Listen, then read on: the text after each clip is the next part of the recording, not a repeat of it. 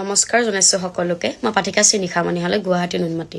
আসলতে বিশেষ কথাটোৰ কাৰণে ভিডিঅ'টি বনোৱা হৈছে আপোনালোকক অনুৰোধ জনাইছো ভিডিঅ'টি শেষলৈ চাব আসলতে বহু লোকে ভাবি আছে যে মই গুৱাহাটী নুনমাটিৰ নিখামণি হালৰ মৃত্যু হোৱা বুলি আপোনালোকে এটো ভুল নকৰিব যেটোকে পাঠিকা দুজনী আছে এজনী হৈছে গুৰেশ্বৰ নাওকাটা আৰু এজনী মই গুৱাহাটী নুনমাটিৰ আসলতে মৃত্যু হৈছে যোৱা পুৱতি নিশা প্ৰায় 3 মান বজাত গুৰেশ্বৰ নাওকাটাৰ নিখামণি হালৰ আগতেকে মই এই সাগতে তেখেতৰ খুব প্ৰকাশ কৰিছো তেখেতৰ আত্মাই চিৰ শান্তি লাভ কৰক হেখিনি কামনা কৰিছো খুব বেছি মৰ্মাহত হৈছো খবৰটি পাই